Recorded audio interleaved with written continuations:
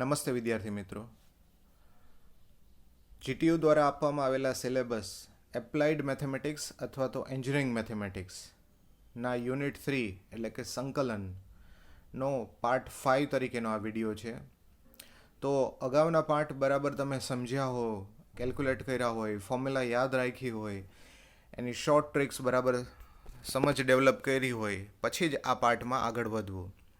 તેમ છતાં પણ આ પાર્ટની અગત્યતા ખૂબ વધી જાય છે, કારણ કે કોઈ પણ કન્સેપ્ટ, કોઈ પણ નોલેજનું આઉટપુટ શું હોય, એની એપ્લિકેશન હોય.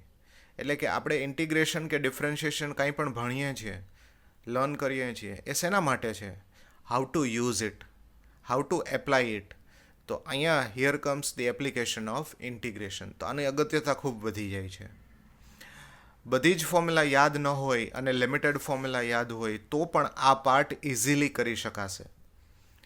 આનું માર્ક્સની દૃષ્ટિએ પણ વેટેજ છે અને સમજની દૃષ્ટિએ ખૂબ વેટેજ છે. કારણ કે ઇન્ટિગ્રેશન આ બધું જ કર્યું એ શેના માટે કર્યું? એરિયા ફાઇન્ડ કરવા માટે, ક્ષેત્રફળ એટલે કે એરિયા શોધવા માટે, ઘનફળ એટલે કે વોલ્યુમ શોધવા માટે. Right? Let's C how it works. સૌથી પહેલાં તો આ એરિયા એટલે શું અને કેવી રીતે શોધવામાં આવે છે એની વાત કરીએ. ઇન્ટિગ્રેશન શોધવું એટલે બીજું કંઈ નહીં, પણ ધારો કે એક કોઈ કર્વ છે y is equal to f of x. તો આ કર્વ એક્સ અક્ષ સાથે જે વિસ્તાર ઘેરાઈને ક્ષેત્રફળ બનાવે છે એ શોધવાની વાત છે. એટલે કે આ કર્વ અને એક્સ અક્ષ વચ્ચેના ઘેરાયેલા પ્રદેશનું ક્ષેત્રફળ શોધવાની વાત છે. હવે કર્વ તો આમને આમ આગળ વધતો જ જતો હોય, તો આપણે એને લિમિટેડ કરી નાખીએ કે આપણું ડેસ્ટિનેશન અહીંયા જ છે. પહેલાં આ એ અને આ બી. તો આ એક્સ ઇઝ ઇક્વલ ટુ એ અને આ એક્સ ઇઝ ઇક્વલ ટુ બી વચ્ચેના ભાગથી ઘેરાયેલા પ્રદેશનું ક્ષેત્રફળ શોધવાનું છે. તો એનો સીધો અને સિમ્પલ મતલબ થાય integration from A to B F of X dx. એટલે આપણને જે કર્વ આપેલો છે એનું સંકલન કરવાનું, ઇન્ટિગ્રેશન કરવાનું છે. બરાબર? હવે જ્યારે એક્સ અક્ષ અને કર્વ વચ્ચેનો એરિયા શોધવાનો હોય ત્યારે simply integration F of X dx થાય. એટલે કે ઇન્ટિગ્રેશન વાય ડીએક્સ. કારણ કે એફ ઓફ એક્સ એ બીજું કંઈ નથી, વાય જ છે ને. It's Y only. F of X is equal to Y. પણ જો આને બદલે કોઈ બે જુદા જુદા કર્વ વચ્ચેનો એરિયા શોધવાનું હોય તો આ સૂત્ર બદલાઈ જાય છે. એટલે કે જ્યારે એક કર્વ આવો હોય અને બીજો કર્વ કંઈક આવો હોય, આને હું કહી દઉં y1 અને આને હું કહી દઉં y2. તો આ બંનેની વચ્ચેના ઘેરાયેલા પ્રદેશનું ક્ષેત્રફળ શોધવું, એનો મતલબ થાય ઇન્ટિગ્રેશન તો કરવાનું જ છે, પણ કોનું? ખાલી વાયનું નહીં, y1 માઇનસ y2. એટલે બંનેના વચ્ચેના ભાગનું ક્ષેત્રફળ અને પછી આવશે dx. તો આની લિમિટ શું થાય? લિમિટ જોવા માટે આ જોવાનું છે કે અહીંયા આ x અહીંથી સ્ટાર્ટ થશે અને અહીંયા સુધી આવશે, ત્યાં સુધીનું ઇન્ટિગ્રેશન શોધવાનું છે. તો લિમિટ ધારો કે અહીંયા એક્સની વેલ્યુ એ હોય ને અહીંયા બી હોય, તો આનું ઇન્ટિગ્રેશન થઈ ગયું integration from A to B, y1 minus y2 dx. હવે આ જ એની પ્રોપર ફોર્મ્યુલા છે. તમે જો બરાબર ધ્યાન દીધું હોય તો જ્યારે કોઈ પણ કર્વ એક્સ અક્ષ સાથે ઘેરાઈ અને એનો પ્રદેશ શોધવાનો હોય ત્યારે એક્સ અક્ષનું સમીકરણ ઓલરેડી અહીંયા મુકાઈ જ ગયું છે. y2ની જગ્યાએ 0 લઈ લઈએ છીએ એટલે ખાલી y dx થાય છે, અથવા તો એફ ઓફ એક્સ dx થાય છે. કારણ કે આપણને ખબર છે કે એક્સ અક્ષનું સમીકરણ થાય y is equal to 0. Right? અહીંયા આગળ કર્વ્સ ડ્રો કરવાની જરૂર નથી, પણ એની સમજ ડેવલપ કરવાની બરાબર જરૂર છે. એરિયા કઈ રીતે શોધાય છે બરાબર સમજવું જરૂરી છે. રાઈટ? સો લેટ્સ સી આ ફોર્મ્યુલાઝનો આપણે કેવી રીતે યુઝ કરી શકાય. તો આ બધા જ એક્ઝામ્પલમાં આપણે બે જ વસ્તુ કેલ્ક્યુલેટ કરશું. પહેલી વસ્તુ તો વાય, એનો વાય શું છે, અને સેકન્ડ થિંગ એની લિમિટ, એટલે કે એની અપર લિમિટ અને એની lower limit, integrating limit. Right, let's C.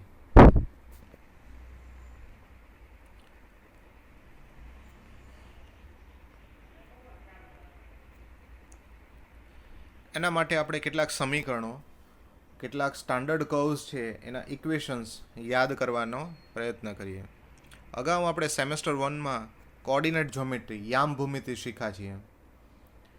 તો આ કોઓર્ડિનેટ જ્યોમેટ્રીમાં સર્કલ એટલે કે વર્તુળ આવતું હતું અને એનું ઇક્વેશન આપણને યાદ છે. અને એમાં પણ સ્પેસિફિક એવું વર્તુળ કે જેનું કેન્દ્ર ઓરિજિન હોય, એટલે કે 0 0 હોય, તો એ આ છે, x² + y² = a². આની ત્રિજ્યા શું છે? એની ત્રિજ્યા a છે. જો હું એવું કહું કે 0 0 કેન્દ્ર અને 5 ત્રિજ્યાવાળા વર્તુળનું સમીકરણ શોધો, તો એ શું થાય? x² + y² = 25. કારણ કે 5² છે ને, 5² = 25. રાઈટ. હવે આપણે અહીંયા સમજવાનું બીજું છે. સમજવાનું એ છે કે જ્યારે આપણે ઇન્ટિગ્રેશન કરીએ આ એરિયા શોધવા માટે, ત્યારે એ ઇન્ટિગ્રેટિંગ લિમિટ શું હશે? એ તો આપણને ખબર પડી ગઈ કે ઇન્ટિગ્રેશન y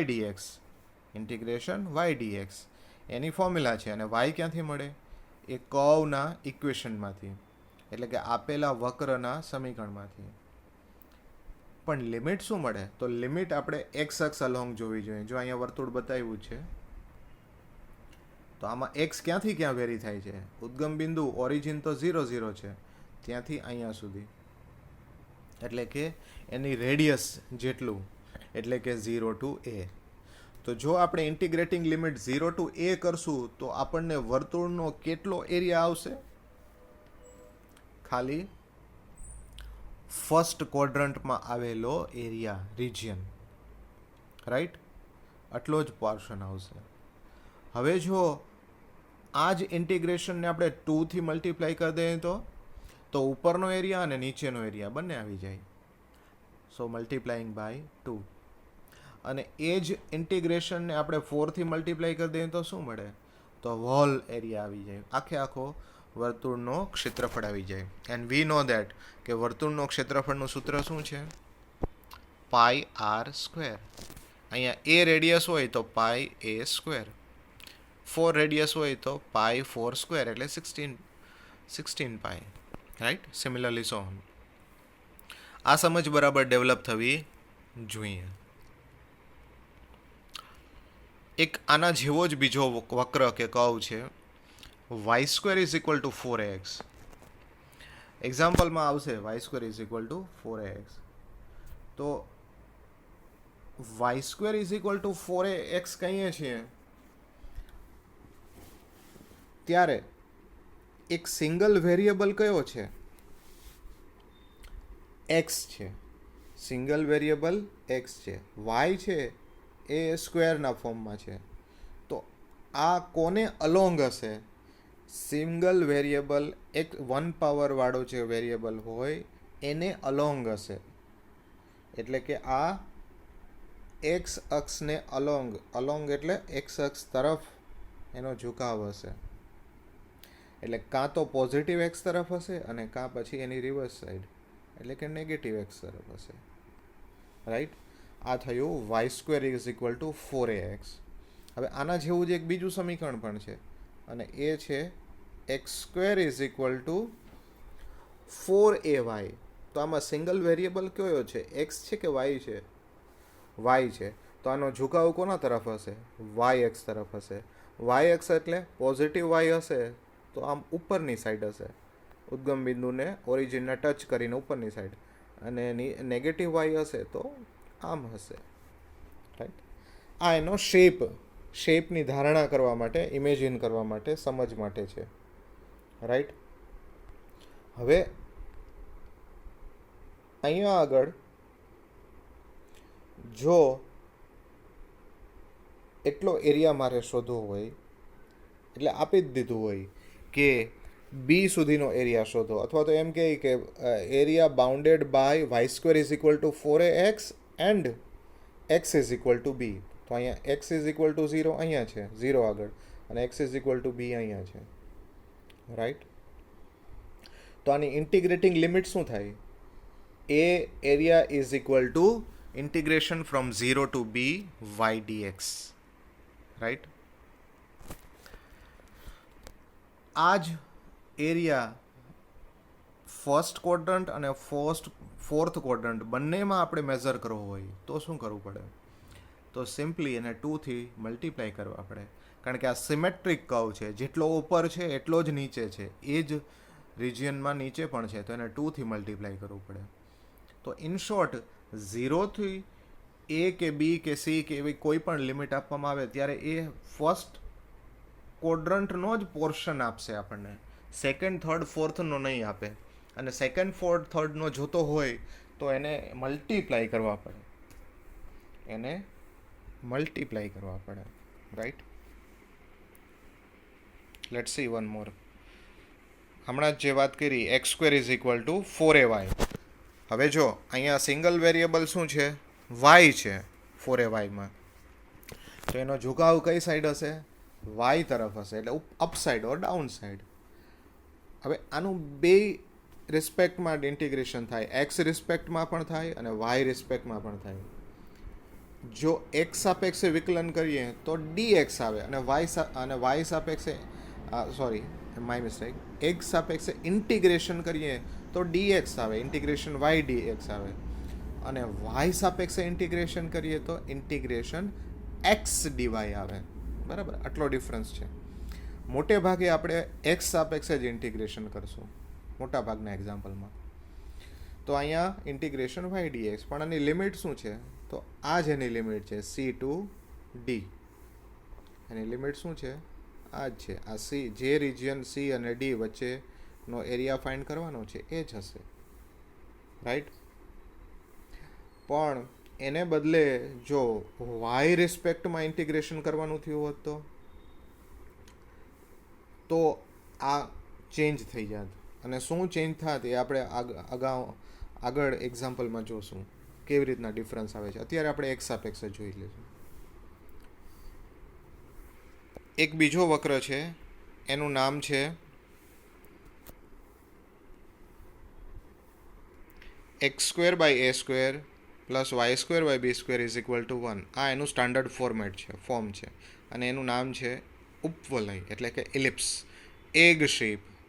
આનો આકાર કેવો છે? એગ શેપ, ફ્લેટ, પતાસા જેવો, રાઈટ. તો હવે અહીંયા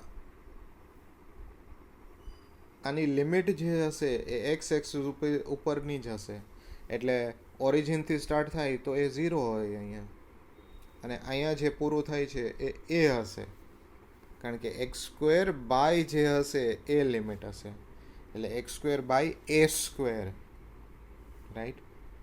તો ઇન્ટિગ્રેશન એ is from 0 to a y dx. અને આખા રિજિયનનો જો એરિયા ફાઇન્ડ કરવો હોય તો શું કરવું પડે? એને 4થી મલ્ટીપ્લાય કરવા પડે. ખાલી ફર્સ્ટ હાફનું ઇન્ટિગ્રેશન એરિયા ફાઇન્ડ કરવો હોય તો 2થી મલ્ટીપ્લાય કરવું પડે, રાઈટ.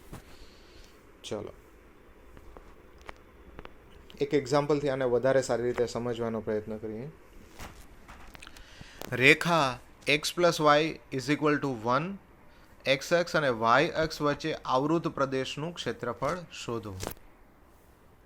ઓકે, હવે જો ખૂબ જ સ્પેસિફાઈડ કરી દીધું છે.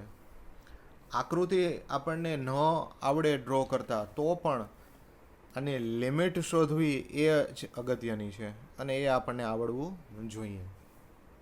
કઈ રીતે થાય છે?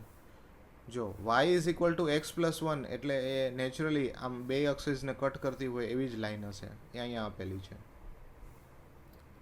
તમને આમ ઇમેજિન થાય, પણ એ એક્સ અક્ષ અને વાય અક્ષથી ઘેરાયેલો પ્રદેશ બનાવશે નહીં, એટલે એવી તો ના જ હોય, બરાબર. અથવા તો તમને જો અંતઃખંડો દ્વારા બનતા રેખાનું સમીકરણ યાદ હોય, the equation of line using the intercepts, x intercept, y intercept, x by a plus y by b is equal to 1, તો પણ આઈડિયા આવી જાય કે આ બંનેના અંતઃખંડો શું છે? 1 1, રાઈટ. ચાલો, એમાં જવાને બદલે આપણે આની લિમિટ શોધી લઈએ. હવે આની લિમિટ શું છે? વાય તો ક્લિયર છે, વાય આનો ક્લિયર છે. જો વાય અહીંથી મળી જશે, વાય ઇઝ ઇક્વલ ટુ, વાયને સબ્જેક્ટ બનાવશું તો 1 માઇનસ એક્સ થઈ જશે, દેટ ઇઝ ઓબ્વિયસ. પણ આ ક્યાંથી ક્યાં વેરી થાય છે? તો અહીંથી અહીંયા વેરી થાય છે. તો આ જ એની લિમિટ થઈ. તો શરૂ ક્યાંથી થયો? 0થી, કારણ કે ઓરિજિનથી સ્ટાર્ટ થાય છે. અને પૂરો ક્યાં થશે? તો પૂરો થશે અહીંયા, રાઈટ. તો અહીંયા આગળ જે પૂરો થાય છે ત્યાં એક્સની વેલ્યુ શું છે એ આપણે શોધવાની છે, રાઈટ. એનો મતલબ શું થયો કે એક્સ અક્ષ અને આ લાઈન બંને ક્યાં ઇન્ટરસેક્ટ કરે છે એ જ તો આપણે શોધવાનું છે. એનો મતલબ એ થયો કે આપેલી રેખાના સમીકરણમાં શું 0 હોય? તો એક્સ અક્ષ ઉપર આપણે જ્યારે હોઈએ ત્યારે વાય 0 હોય. તો put y is equal to 0 into the equation. y બરાબર 0 મૂકો તો x શું મળે? 1. તો x is 1 and y is 0, એટલે આપણને બિંદુ મળી ગયું 1 0. અને એટલા જ માટે આપણને આપણી લિમિટ મળી ગઈ 0 to 1 y dx, right. Bus limit મળી ગઈ એટલે આપણે એની કિંમત આમાં મૂકી દઈએ. x ઇઝ ઇક્વલ ટુ 0 થી x ઇઝ ઇક્વલ ટુ 1, વચ્ચે જ આપણે y શોધવાનો છે, y dx. અને y તો હમણાં જ સબ્જેક્ટ બનાવ્યો આપણે 1 માઇનસ એક્સ. 1નું ઇન્ટિગ્રેશન શું થાય? x થાય. અને x નું શું થાય? x square by 2. Limit 0 to 1 મૂકીએ, પહેલાં આપણે 1 મૂકવી પડશે. જ્યાં x હોય ત્યાં 1 મૂકી દો, અને પછી 0 મૂકવાની થાય, એટલે જ્યાં x હોય ત્યાં 0 મૂકી દો. So this is 1 minus 1 by 2, that's why it is 1 by 2. Area શોધવાના એક્ઝામ્પલમાં જો આન્સર માઇનસ આવે તો એને મોડ કરી અને પ્લસ કરી નાખવાનો. ફોર એક્ઝામ્પલ અહીંયા તો આવ્યું નથી, પણ જો આ -1/2 આવ્યું હોત તો એને મોડ કરી અને પ્લસ કરી નાખવાનું. વાય? કારણ કે કેલ્ક્યુલેશન પ્રમાણે પ્લસ માઇનસ થયું હોય, પણ આપણે ક્યારેય એને નેગેટિવ લેવાનું નથી. ક્ષેત્રફળ હંમેશા પોઝિટિવ જ હોય, રાઈટ. મારા ખેતરનું ક્ષેત્રફળ -4 વીઘા છે એવું ક્યાંય આપણે સાંભળ્યું નથી, રાઈટ. એ હંમેશા પોઝિટિવ હોય. એક વધારે એક્ઝામ્પલ જોઈએ. વક્ર આપેલો છે y is equal two 2x². આપણને આ ડ્રો કરતા નથી આવડતું, પણ આપણને એની લિમિટ શોધતા આવડવું જરૂરી છે. રેખાઓ x is equal to 1, x is equal to 3 અને x અક્ષ વડે આવૃત પ્રદેશનું ક્ષેત્રફળ શોધો. હવે જો x ઇઝ ઇક્વલ ટુ 1 અને x ઇઝ ઇક્વલ ટુ 3, કોઈ પણ રેખા x is equal two a ફોર્મમાં હોય, x is equal two a, તો એ હંમેશા વર્ટિકલ લાઈન જ હોય. કેવી લાઈન હોય? વર્ટિકલ લાઈન, ઊભી રેખા. અને કોઈ પણ રેખાનું સમીકરણ જ્યારે y is equal to some b હોય, ફોર એક્ઝામ્પલ કોઈ નંબર b હોય, તો એ હંમેશા હોરિઝોન્ટલ હોય, આડી રેખા હોય. x is equal two constant is vertical line, y is equal two constant is horizontal line. જો અહીંયા તરત જ છે જ આપણને આપી જ દીધી છે લિમિટ કે x ઇઝ ઇક્વલ ટુ 1 અને x ઇઝ ઇક્વલ ટુ 3 વડે ઘેરાયેલ પ્રદેશનું ક્ષેત્રફળ. તો આનાથી ઘેરાતું હોય તો એની લિમિટ એ જ થઈ જાય ને. આ x ઇઝ ઇક્વલ ટુ 1 અને x ઇઝ ઇક્વલ ટુ 3, આ 1 અને આ 3, એની વચ્ચેનો પ્રદેશ શોધવાનો છે. અહીંયા કર્વ કંઈ પણ હશે, આ વચ્ચેનો ભાગ આવશે, રાઈટ. લિમિટ સેટ થઈ ગઈ, y પણ છે, ઇન્ટિગ્રેશન મળી જાય, રાઈટ. ગ્રાફ અહીંયા ફક્ત સમજ માટે છે કે એકચ્યુઅલમાં આ કેવું દેખાય છે.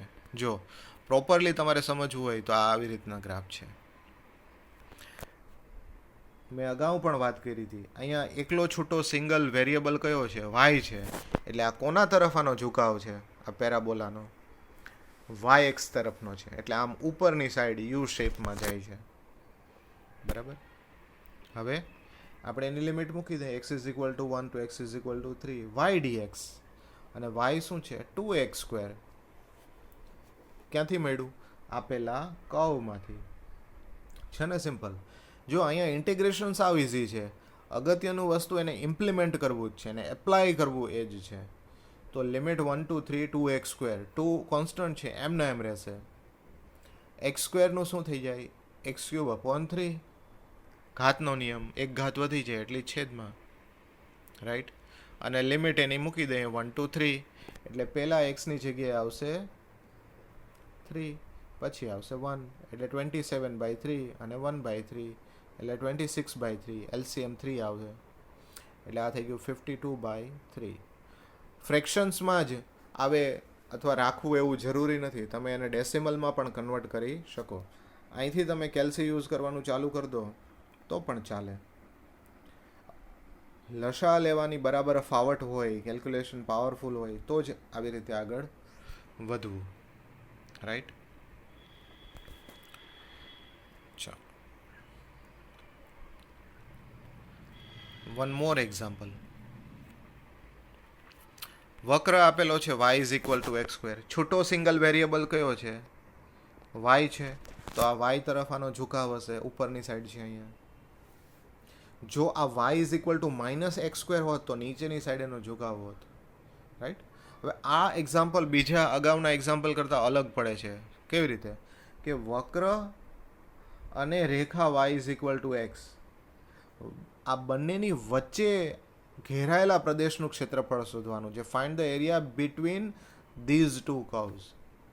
તો પહેલી વસ્તુ તો એ થઈ કે આ બેની વચ્ચેનો એરિયા છે. હવે અહીંયા કોઈ એક્સ એક્સિસની વાત આવતી નથી, એટલે આપણી ફોર્મ્યુલા ચેન્જ થઈ જશે. અગાઉ જે ઇન્ટિગ્રેશન વાય ડીએક્સ હતું ને, એને બદલે આ શું થઈ જાય? Integration of y1 minus y2 dx. એટલે બંનેના વાય ને એકને y1 કહી દેવાનો, બીજા કોઈ પણને y2 કહી દેવાનો. ક્રમ આડાવડા થઈ જાય, એનાથી ચિંતા કરવાની જરૂર નથી. એકને y1, બીજાને y2. અગત્યનું એ છે કે y1 માઇનસ y2 તો થઈ જશે.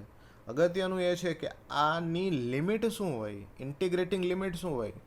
તો ઇન્ટિગ્રેટિંગ લિમિટ એટલે બીજું કંઈ નહીં, એ એક્સ અક્ષમાં કેટલો ભાગ એનો ઇન્ટિગ્રેશનમાં લેવાનો છે. તો અહીંથી શરૂઆત કરી અને અહીંયા સુધીનો ભાગ આપણે લેવાનો છે.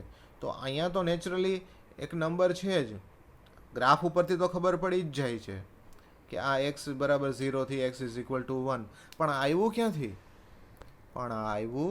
ક્યાંથી? તો એ આવ્યું છે બંનેના ઇન્ટરસેક્શન પોઈન્ટ ઉપરથી, એટલે કે બંનેના છેદ બિંદુઓ ઉપરથી.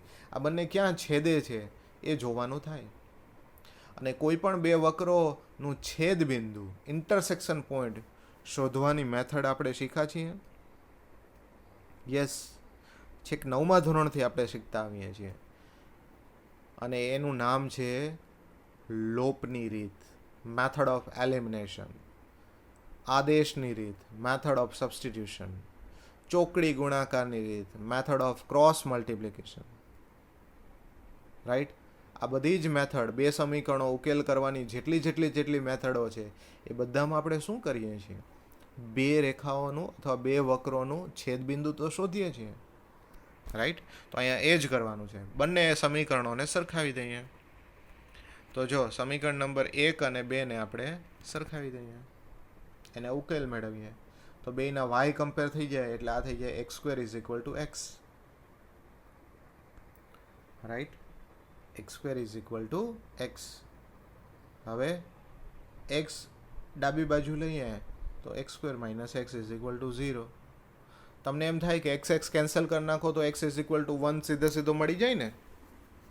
મળી જાય, પણ એમાં એક કિંમત આપણી ના મળે.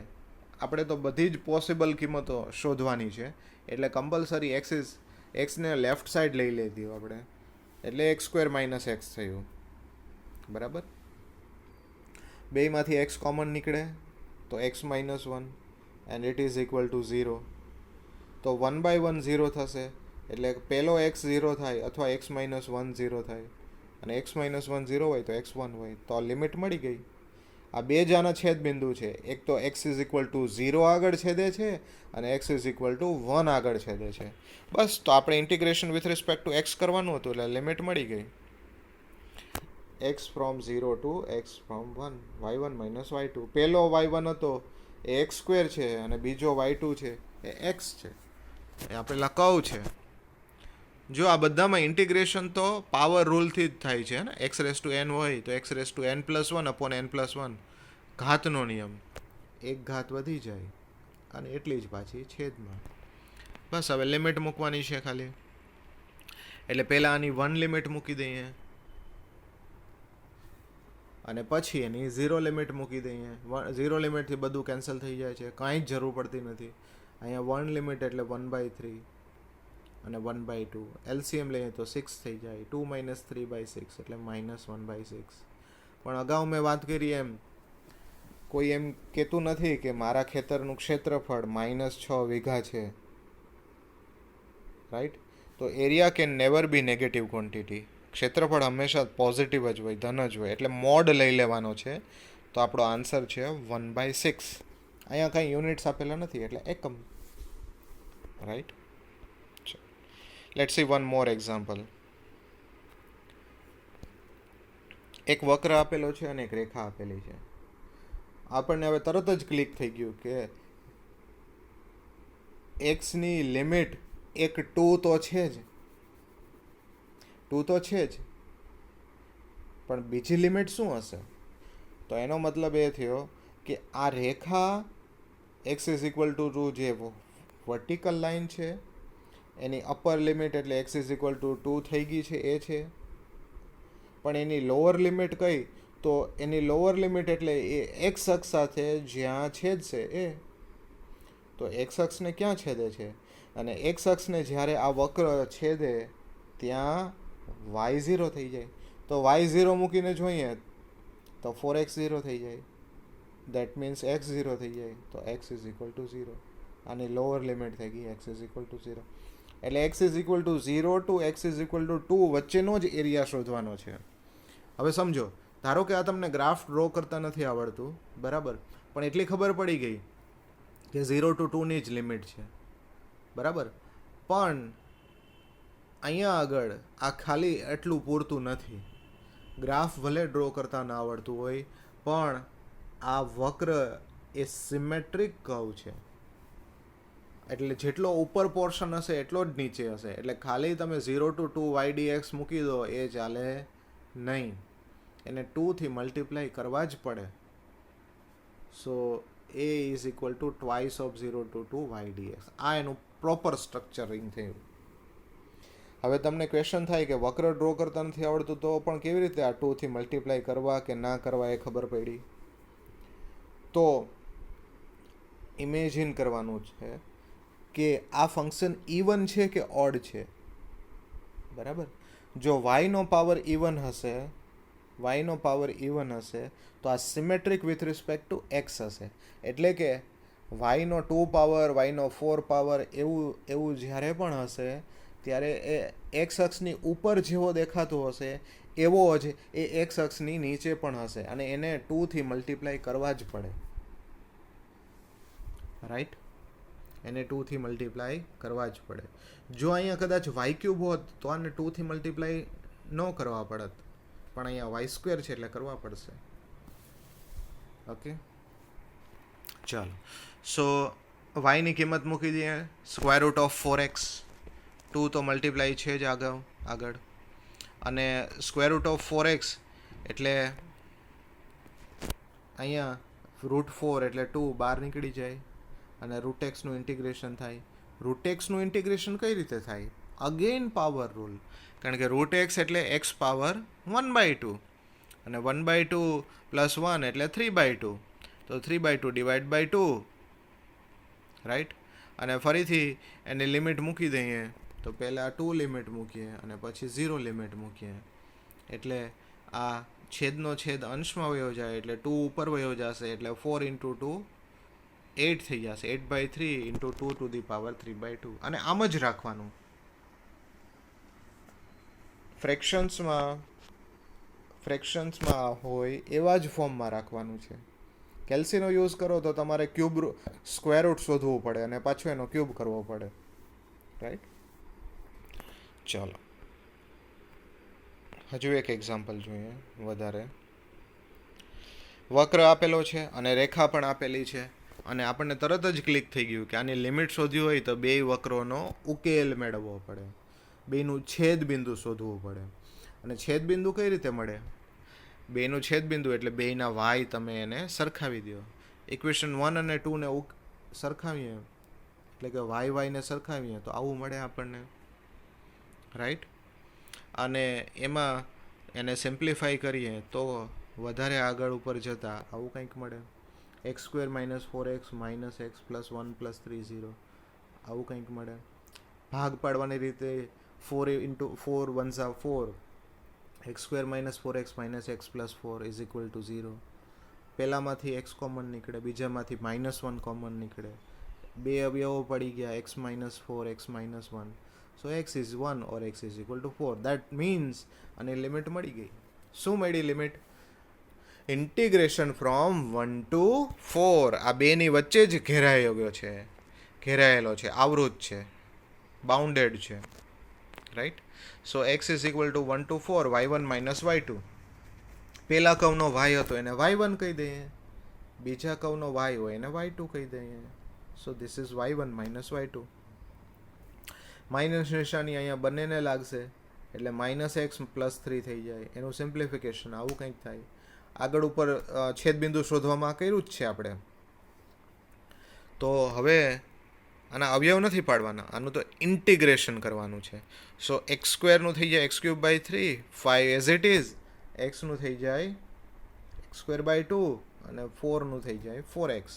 પહેલાં 4 લિમિટ મૂકો, પછી 1 લિમિટ મૂકો. આ કેલ્સીનું વર્ક છે. હવે એને સિમ્પ્લિફાઈ કરો, પોઈન્ટ્સમાં કન્વર્ટ કરો અથવા તો એલસીએમ લઈને કેલ્ક્યુલેટ કરો. So we can get the answer 9/2. Right. So આપણને એરિયા મળી ગયો 9/2. તો અહીંયા આગળ ઇન્ટિગ્રેશન શોધવા માટે આનું ફોર્મેશન જ મહત્ત્વનું છે કે કઈ રીતે આપણે એને ફોર્મ કરીએ છીએ. રાઈટ. પ્રોપર એને લિમિટ મળી જાય, એને 2થી મલ્ટીપ્લાય કરવા કે ના કરવા એ સમજાઈ જાય, પછી તો તમારે y dx ઓર y1 માઇનસ y2 dx જ કરવાનું છે. રાઈટ. Let's C. તો હવે આપણે એક નવા કન્સેપ્ટ તરફ જઈ રહ્યા છીએ અને એ છે ઘનફળ, વોલ્યુમ. ખૂબ અગત્યનું છે અને આનો ખૂબ ભરપૂર ઉપયોગ થાય છે. બધા જ એન્જિનિયરિંગમાં લગભગ આનો યુઝ થાય છે. કઈ રીતે? તમે ખાલી કોઈ પણ એક કર્વના ઇક્વેશન ઉપરથી એને ગોળ ગોળ ગોળ ગોળ ફેરવી, એને રિવોલ્વ કરી અને એનાથી બનતી આકૃતિ, એનાથી બનતું સોલિડ ઘન સ્વરૂપનું ઘનફળ શોધી શકો. એક સીધી લાઈન હોય એને તમે ગોળ ગોળ ગોળ ગોળ ફેરવો તો કેવો આકાર બને, કેવું સ્ટ્રક્ચર બને, કેવું 3 ડાયમેન્શનલ ઇમેજ બને, સ્ટ્રક્ચર બને, એનું ઘનફળ તમે શોધી શકો. તો ખાલી અને ખાલી તમારે વક્રનું સમીકરણ જ જોઈએ છે, ઇક્વેશન જ જોઈએ છે. રાઈટ. ચલો આને સમજવાનો પ્રયત્ન કરીએ. આ કઈ રીતે છે? સૌથી પહેલાં તો એની ફોર્મ્યુલા જોઈ લઈએ. ફોર્મ્યુલા બહુ સિમ્પલ છે. Integration pi y square dx અને લિમિટ એની a ટુ b, કે જે એની વચ્ચે આપણે આ એરિયા ઘેરાયેલા પ્રદેશનું ક્ષેત્રફળ જે ઘેરાયેલો પ્રદેશ છે એની વચ્ચેનું એનું ઘનફળ શોધવાનું છે, ટુ ફાઇન્ડ અ વોલ્યુમ. બરાબર. જો આ એક્ઝામ્પલથી બરાબર સમજવાનો પ્રયત્ન કરો. હવે અહીંયા રિવોલ્વ કરવાનું છે. Volume by revolving the curve. Revolve ક્યાંથી થાય? તમે સમજો કે એક અહીંયા મોટો લોખંડનો પાઇપ નહીં પણ રોડ કહીએ આપણે, આ ફિક્સ કરી દઈએ. રાઈટ. અને અહીંયા વચ્ચે હોલ પાડી અને બીજો એક રોડ અહીંયા રાખી દઈએ.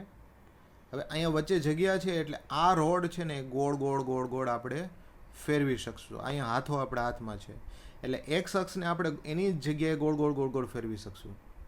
તો એક્સ અક્ષ સાથે જે પણ ચીપકેલું હશે એ ગોળ ગોળ ગોળ ગોળ ફરશે અને એ હોલો ટાઈપનો સ્ટ્રક્ચર ડેવલપ કરશે. હવે જો y is equal to x line લઈએ આપણે, આવી લાઈન, બરાબર, અને આ જે છે એને આવી રીતે ગોળ ગોળ ગોળ ગોળ રિવોલ્વ કરીએ તો આ કેવું બને સ્ટ્રક્ચર? તમે ઇમેજિન કરો, જેવી રીતે માટીના વાસણ બનાવતા હોય એના ચાકડા ઉપર અને ગોળ ગોળ ગોળ ગોળ રિવોલ્વ કરે તો કેવું સ્ટ્રક્ચર બને? એક્ઝેક્ટલી આવું સ્ટ્રક્ચર બનશે. આ y is equal to x line છે અને એને એક્સ અક્ષની આજુબાજુ રિવોલ્વ કરી છે, ગોળ ગોળ ગોળ ગોળ ફેરવી છે. શું બની ગયું? ઇટ્સ અ કોન, શંકુ. તો ખાલી y is equal to x line ઉપરથી આપણને શંકુનું ઘનફળ મળી જાય, વોલ્યુમ ઓફ એ કોન. આ ઇમેજિન થાય છે બધાને? રાઈટ. ફરીથી એક ઇમેજિનેશન. ચલો ફરીથી હું શું કરું છું, વાય એક રોડ, લોખંડનો રોડ હું ફિક્સ કરી દઉં છું. આ બિલકુલ હલતો નથી. અને એક્સ અક્ષ ઉપર અહીંયા બીજો એક લોખંડનો રોડ છે, પણ અહીંયા થોડો ગેપ છે એટલે હું રિવોલ્વ કરી શકું છું, બરાબર, એને ગોળ ગોળ ફેરવી શકું છું. હવે જો એક્સ અક્ષની અલોંગ આ કર્વને ફેરવવાનો થાય છે તો આ લાઈન છે એ ઉપરની સાઈડ ફિક્સ થઈ ગયેલી છે, ફિક્સ નથી થયેલી, પણ એક્સના રેફરન્સમાં એને ગોળ ગોળ આમ ફેરવવાની છે. એક્સના રેફરન્સમાં ભલે એની વચ્ચે જગ્યા હોય, ટચિંગ ના હોય, પણ ગોળ ગોળ ગોળ ગોળ રિવોલ્વ કરવાની છે, ફેરવવાની છે. તો કેવું સ્ટ્રક્ચર ઊભું થશે આ લાઇનને કારણે, એટલે કે y ઇઝ ઇક્વલ ટુ 3 લાઇનને કારણે? જો રિવોલ્વિંગ અલોંગ એક્સ એક્સિસ, એટલે એક્સ અક્ષ સાથે ટચ નથી થયેલી છતાંય આ ગોળ ગોળ ગોળ ફેરવીએ તો આવું એક સિલિન્ડ્રિકલ નળાકાર શેપ ક્રિએટ થશે, રાઈટ. અને ખાલી રેખા y ઇઝ ઇક્વલ ટુ 3ના સમીકરણ ઉપરથી આખા નળાકારનું ઘનફળ આપણે શોધી શકીએ છીએ, બરાબર. અહીંયા બે રીતે રિવોલ્વ થાય, અલોંગ એક્સ એક્સિસ પણ રિવોલ્વ થાય અને અલોંગ વાય એક્સિસ પણ રિવોલ્વ થાય. જો અલોંગ એક્સ એક્સિસ તમે રિવોલ્વ કરો તો integration with respect two x થાય, એટલે કે ઇન્ટિગ્રેશન ડીએક્સ થાય, અને અલોંગ વાય એક્સિસ કરો તો integration with respect to Y થાય, એટલે કે ઇન્ટિગ્રેશન ડીવાય થાય, રાઈટ. ચાલો, તો આ જ વસ્તુ આપણે જોવાની છે કેલ્ક્યુલેશનમાં. કેલ્ક્યુલેશન કઈ રીતે થાય છે બરાબર સમજવાનો પ્રયત્ન કરીએ. સંકલનની મદદથી r ત્રિજ્યાવાળા ગોલકનું ઘનફળ શોધો, બરાબર. હવે ગોલકનું ઘનફળ શોધવું હોય તો આપણે કોની જરૂર પડે? જો એક્સ અક્ષને આપણે રિવોલ્વ કરવી હોય, એક્સ અક્ષથી આને રિવોલ્વ કરવું હોય તો આપણે કેટલોક વક્ર જોઈએ? જો ખાલી આટલો જ પોર્શન લેશું આપણે સર્કલનો તો એ અર્ધગોલક આપશે, હાફ સ્ફિયર આપશે. તો આપણે આખો ગોલક બનવો હોય, ગોલક તો બધા સમજો છીએ, બરાબર. ક્રિકેટનો બોલ હોય છે, સિઝન બોલ, એ સ્ફિયર છે, ગોલક છે. ગોળા ફેંકમાં જે લોખંડનો ગોળો હોય એ ગોલક છે, સ્ફિયર છે. પણ ક્રિકેટ રમવા માટે જે આપણે ટેનિસ બોલ રમીએ છીએ અને કહીએ છીએ કે ક્રિકેટનો બોલ લઈ આવ, એ હોલો સ્ફિયર છે, કારણ કે અંદર જગ્યા છે, રાઈટ. આ ગોલકની વાત છે. તો આ જે છે એને આપણે રિવોલ્વ કરવાનો છે, એટલા ભાગને. આટલો ભાગ હોય કે આખો ભાગ હોય, ઇક્વેશન તો સેમ જ છે, કારણ કે વર્તુળનું જ સમીકરણ છે, x² + y² is equal two r². એટલે આપણે આમાંથી y² શોધવો પડશે, કારણ કે આપણી ફોર્મ્યુલા શું છે? Integration πy² dx. આમાંથી y² મળી જશે. ચલો, હવે આની લિમિટની વાત આવી કે ક્યાંથી ક્યાં વચ્ચે એક્સની કઈ કિંમતો વચ્ચે રિવોલ્વ કરવાનું છે. તો આપણને ખબર છે કે વર્તુળ હોય એની ત્રિજ્યા r હોય, એટલે અહીંયા એક્સની વેલ્યુ હશે -r અને અહીંયા એક્સની વેલ્યુ હશે +r. તો આપણી લિમિટ ફિક્સ થઈ ગઈ -r to r πy² dx, right. તો પાઈ એમને એમ રહેશે, y² ની કિંમત આપણે મૂકી દઈએ. What is the value of y²? સબ ઇક્વેશનમાંથી મેળવીએ r² - x². બરાબર સમજો.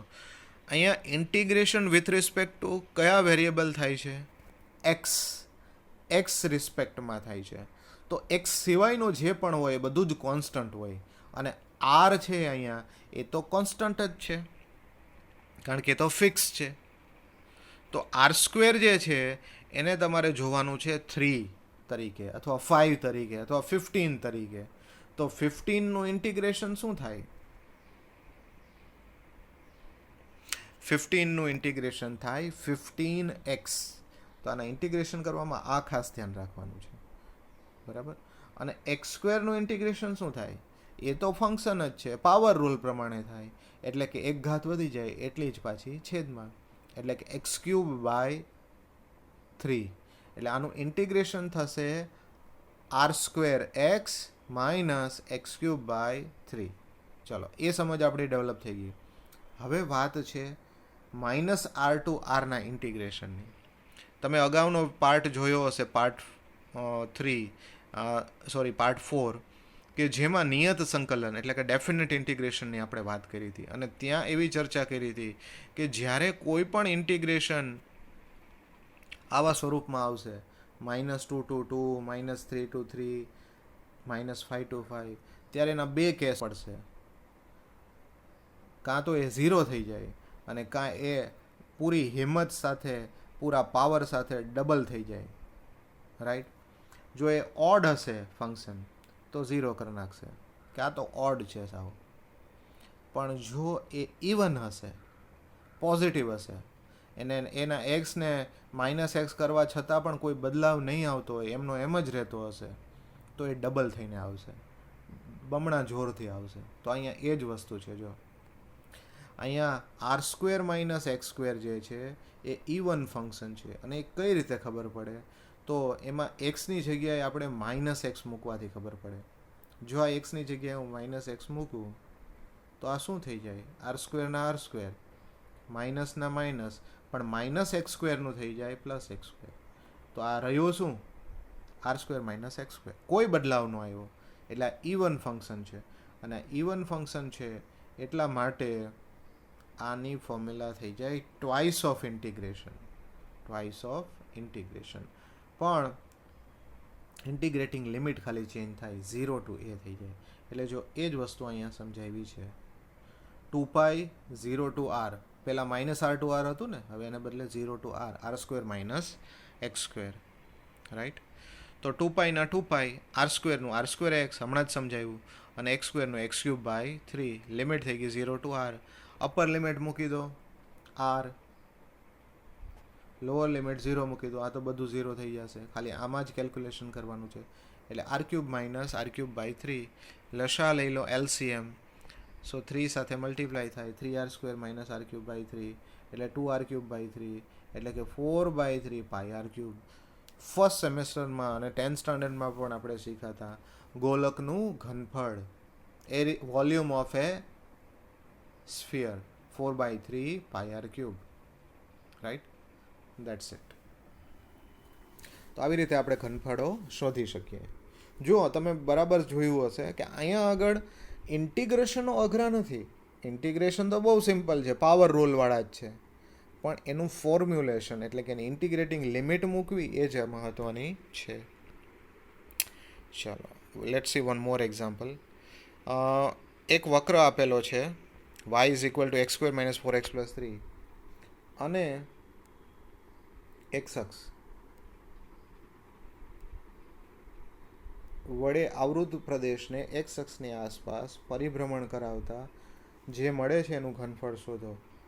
બરાબર. લિમિટ શોધવાની થાય. તો x અક્ષ અને આની વચ્ચે આવૃત હોય એવો પ્રદેશ એટલે શું? તો x અક્ષને આ કર્વ ક્યાં છેદે છે? અને કોઈ કર્વ x અક્ષને છેદે ત્યાં y શું થાય? 0 થાય. y શું થઈ જાય? 0. x અક્ષ આગળ y 0 થઈ જાય. તેમાં y 0 મૂકી દઈએ. ચાલો, y 0 મૂકીશું આપણે આ સમીકરણમાં. એટલે આવું કંઈક થશે, x square minus 4x plus 3 is equal to 0, કારણ કે એમાં y 0 છે. એનો ઉકેલ મેળવીએ. ભાગ પાડવાના, અવયવ પાડવાના છે, એટલે આ -3x માઇનસ એક્સની રીતે થશે. પહેલામાંથી x કોમન નીકળે, બીજામાંથી -1 કોમન નીકળે, એટલે કે x માઇનસ 3 અને x માઇનસ 1, એક્સની વેલ્યુ 1 થાય અથવા 3 થાય. બસ આપણું કામ થઈ ગયું. લિમિટ મળી ગઈ. x is from 1 to 3. અને ફોર્મ્યુલા તો છે જ pi y square dx. Pi તો કોન્સ્ટન્ટ છે. Pi is fixed, it is constant number. એ એક નંબર જ છે, ખાલી એને નામ આપ્યું છે. રાઈટ. ધારો કે હું કંઈ સંશોધન કરું ને એક નંબર એવો નેચરમાંથી શોધ કરી દઉં, ઇન્વેન્શન કરું, અને પછી મારે એને નંબરને નામ આપવાનું થાય તો હું કહું હિરેન ઉપરથી એચ છે, સો આજથી બધાએ આને એચ કહેવો. રાઈટ. તો જ્યાં જ્યાં મેથ્સ આવશે ત્યાં ત્યાં એચ લખેલું આવશે, નંબરનો યુઝ થશે ત્યાં, પણ છે તો નંબર જ ને. એવું જ આ પાઈનું છે. Pi is a fix number. It is 3.14. આપણે એને એપ્રોક્સિમેટલી ઘણીવાર 22/7 પણ લઈએ છીએ. રાઈટ. ચાલો, તો વાય સ્ક્વેરની વેલ્યુ, વાય સ્ક્વેર તો આપણી પાસે વાય હતો, એના ઉપરથી વાયનો સ્ક્વેર કરીએ, અને તમને ખ્યાલ જ છે કે આ કઈ રીતે થયું. A plus b the whole square હોય તો એની ફોર્મ્યુલા આપણને ખબર છે, a square plus 2ab plus b square. પણ અહીંયા આગળ a plus b plus c અને ધ હોલ સ્ક્વેર છે, બધાનો સ્ક્વેર છે. તો આની ફોર્મ્યુલા થાય a square plus b square plus c square plus 2ab plus 2bc plus 2ca અથવા 2ac. રાઈટ. તો એ જ એક્ઝેક્ટલી અહીંયા કર્યું છે. એની જગ્યાએ એક્સ સ્ક્વેર છે, બીની જગ્યાએ 4x છે, -4x છે, અને સીની જગ્યાએ 3 છે. રાઈટ. ચાલો, તો ફાઇનલી આનું ઇન્ટિગ્રેશન કરવાનું થાય, અને બધામાં પાવર રૂલ જ યુઝ થયો છે. એટલે x5/5, x4/4, x3/3, x2/2 અને 9x. Upper limit lower limit મૂકો તો આન્સર આવો આવશે પાઈ સાથે. રાઈટ. તો આવી રીતે આપણે ઇન્ટિગ્રેશનનો ઉપયોગ કરી અને વોલ્યુમ પણ શોધી શકીએ છીએ. આ ખૂબ અગત્યની એપ્લિકેશનો છે. Using integration find the area and using integration find the volume. જો પરીક્ષાના સંદર્ભમાં જોઈએ તો area is more important than volume, કારણ કે ડિપ્લોમા લેવલ ઉપર વોલ્યુમ થોડુંક ટફ પડી જાય. વોલ્યુમના એક્ઝામ્પલ્સ કમ્પેરેટિવલી ઓછા પૂછાય છે. So area is more focused in this portion. Right. તો અહીંયા આગળ ઇન્ટિગ્રેશન પૂરું થાય છે. આ એનો લાસ્ટ પાર્ટ હતો, the unit 3 integration and its application. જો ત્યાં પણ ટાઇટલમાં પણ એવું છે, ઇન્ટિગ્રેશન એન્ડ ઇટ્સ એપ્લિકેશન. એની એપ્લિકેશનો છેલ્લે એવી. તો આનું અગત્ય ખૂબ છે, અને એમાં પણ ક્ષેત્રફળ, એરિયાનું અગત્યતા ખૂબ છે. આઈ હોપ કે આ તમને બધું સરસ રીતે સમજાયું હશે. આ વિડીયોને પોઝ કરતાં જોવો વધારે હિતાવહ છે. સમજણ ડેવલપ કરીને જ પછી આગળ વધવું જરૂરી છે. Thank you all.